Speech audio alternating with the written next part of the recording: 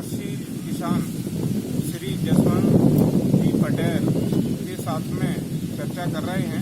जसवंत जी, आपका mobile number बताएंगे? 889 आपका गांव का नाम? गाड़ी कुछ आपकी ज़मीन कितनी है? मेरे पास सर 110 कौन कौन सी फसल लगाते हैं? गेहूँ सोयाबीन। सोयाबीन कितने बीघे में लगाते हैं? सोयाबीन में रहती करीबन 100-105 बीघे। खरीफ में मुख्य रूप से सोयाबीन की फसल लेते हैं। हाँ, और कोई फसल लगाते हैं सोयाबीन के अलावा? बस यही सोयाबीन के अलावा। तो अभी गांव में कोरोना का भी माहौल चल रहा होगा काफ़ी, और गांव पूरा सुरक्षित? हाँ, सुरक्षित अभी तो सभी लोग सावधानी हाँ रख रहे हैं, तो अभी गांव में सभी स्वस्थ हैं। स्वस्थ है। पटेल जी, अभी सोयाबीन जैसे आपने बताया कि सोयाबीन हम खरीफ में सारी ज़मीन में लगाते हैं, और आने वाली मुख्य फसल अपनी सोयाबीन है। तो सोयाबीन पे चर्चा करेंगे कि सोयाबीन में क्या क्या सावधानी रखना चाहिए, भूमि की तैयारी से लेके कटाई तक बात करेंगे। तो पटेल जी बताएंगे कि मृदा जो है उसका आप उपचार कैसे करते हैं, और मिट्टी का चयन कैसे करते हैं? मिट्टी परीक्षण करवाते हैं सर जी। और जिस चीज़ की कमी रहती है हाँ। तो ज़्यादा फोकस करते हैं। जल निकास का भी ध्यान रखते हैं? हाँ बिल्कुल, जो पानी ठहराव की जगह रहती है उसकी निकासी के लिए जैसे नालियाँ वगैरह बनाई। जसवंत जी, मिट्टी को और अच्छा स्वस्थ बनाने के लिए, उपजाऊ बनाने के लिए एचपीएम गोल्ड आता है, वो 4 किलो प्रति एकड़ की दर से मिट्टी में डाल देते हैं, तो मिट्टी अच्छी भुरभुरी हो जाती है, उसकी उर्वरा शक्ति बढ़ जाती है। तो उसका उपयोग करना चाहिए, और अपने सारे गांव के किसानों को सलाह देना चाहिए कि एचपीएम गोल्ड मिट्टी में 4 किलो प्रति एकड़ की दर से डालें। बीज कौन कौन सी वैरायटियाँ लगाते हैं? ये सर 55 और 24 पिछली बार लगाए, सम्राट की लगाई थी।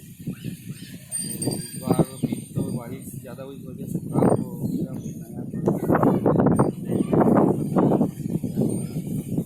95-60 वैरायटी सोयाबीन की जो है वो ज़्यादा लगाते हैं, क्योंकि ये 85 से 95 दिन की फसल है। बारिश अनसर्टेन रहती है, तो 85 से 95 दिन में जो किस्म पक जाती है 95-60, उसका ज़्यादा उपयोग करते हैं। पटेल जी, बीज की मात्रा प्रति एकड़ क्या लेते हैं?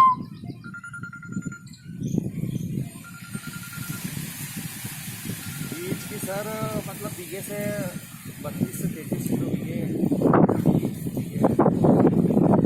बीज की मात्रा आप 30 किलो प्रति एकड़ लेते हैं, और पौधे से पौधे की दूरी 10 सेंटीमीटर रखते हैं, और कतार से कतार की दूरी 45 सेंटीमीटर रखते हैं।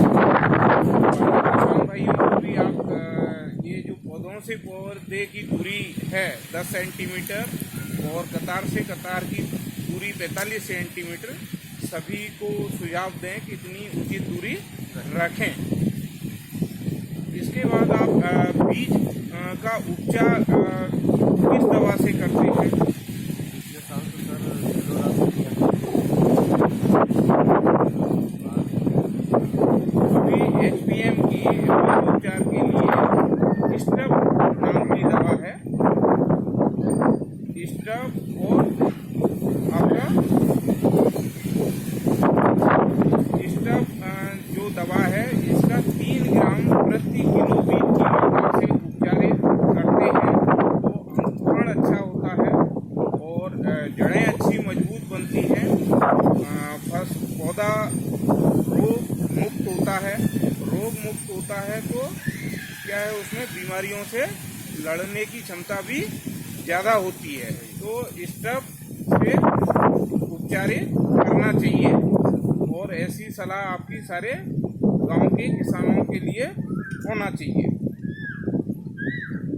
इसके बाद आप खरपतवार नियंत्रण की बात करते हैं। खरपतवार में मुख्य रूप से आपके यहाँ कौन कौन से चारे आते हैं सोयाबीन की फसल में? ये सर दूधी है, पोखना जो है, और चारा है, समा चारा, ये ज़्यादा पोखना का बहुत ज़्यादा बोखना का प्रकोप ज़्यादा है और सामा भी रहता है। हाँ, इसमें पटेल जी बोखना और आपका सामा है, दूब घास है, दूधी और पोखना का मतलब ज़्यादा सर ये अधिक प्रकोप रहता अधिक है। प्रकोप। तो खरपतवार नियंत्रण के लिए एचपीएम कंपनी का चीता करके दवाई आती है, जिसका उपयोग करने से चौड़ी और सकरी दोनों पत्ती के चारे खत्म हो जाते हैं। लेकिन अपने को सावधानी ये रखना चाहिए कि चारा 2 से 3 पत्ती की अवस्था में है, 12 से 15 दिन की अवस्था पे अगर छिड़काव कर देते हैं तो बहुत अच्छा कंट्रोल होता है। उस समय क्या है, खरपतवार की प्राइमरी स्टेज होती है।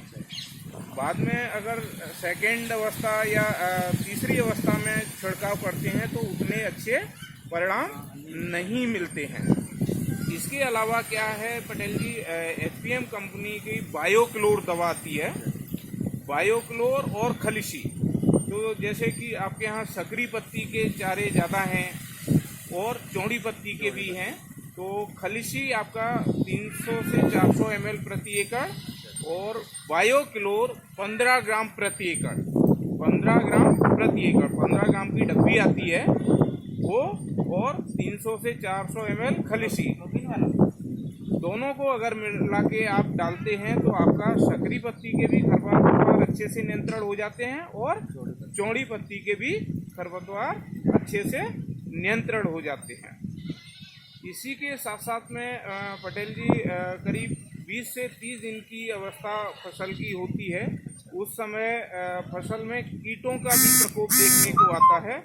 आपका सेमी लूपर सबसे पहले देखने को आता है और 30 दिन की अवस्था पे गर्डल बीटल का प्रकोप, जिसको आप गांव की भाषा में रिंग कटर भी बोलते हैं, इसका बहुत अच्छा बड़ा प्रकोप आता है। इसके कंट्रोल के लिए एचपीएम का परमिट 99 400 ml प्रति एकड़, साथ में क्या है 30 दिन की अवस्था पे फसल की वनस्पतिक वृद्धि होती है, फूल भी आना शुरू हो जाते हैं, तो पौधे को क्या है खुराक की, भोजन की आवश्यकता होती है। तो इसके लिए एचपीएम का 24 कैरेट दवा आती है, उसका साथ में 300 से 400 ml प्रति एकड़ के हिसाब से उपयोग करना चाहिए। और इसी समय फफूंद वाली बीमारियों के नियंत्रण के लिए, जिससे कि आपकी फसल में कोई बीमारी का प्रकोप नहीं आए, कल्टीवो एक बहुत अच्छा फफूंदी नाशक है, जो कि फफूंद के साथ साथ में आपका मकड़ी नाशक भी होता है। तो कल्टीवो 500 ग्राम प्रति एकड़ के हिसाब से उपयोग करना चाहिए। साथ में बारिश का मौसम रहता है, कभी भी बारिश आ जाती है, तो इसके लिए आसरा दवा आती है। ये बहुत सिलिकॉन बेस्ड दवा है। इसके उपयोग से जो दवाई उपयोग कर रहे हैं उसका प्रयोग की क्षमता है, तो इफिशियंसी है वो काफ़ी बढ़ जाती है। तो इसका उपयोग 5 ml प्रति 15 लीटर पानी के साथ में करना चाहिए। तो आपका कीट नियंत्रण भी हो गया, फफूंदी नाशक भी हो गया, और आपका अच्छे परिणाम के लिए आसरा का भी उपयोग करना चाहिए। तो इस तरीके से आप करेंगे तो कम खर्चे में आप अधिक उत्पादन ले पाएंगे। तो सभी किसान भाइयों को आप खुद भी करें और सारे किसानों को सुझाव दें कि इस तरीके से उपयोग करें, कम खर्चे में अधिक उत्पादन कैसे लिया जाए। और कोई आपका सुझाव किसान भाइयों के लिए?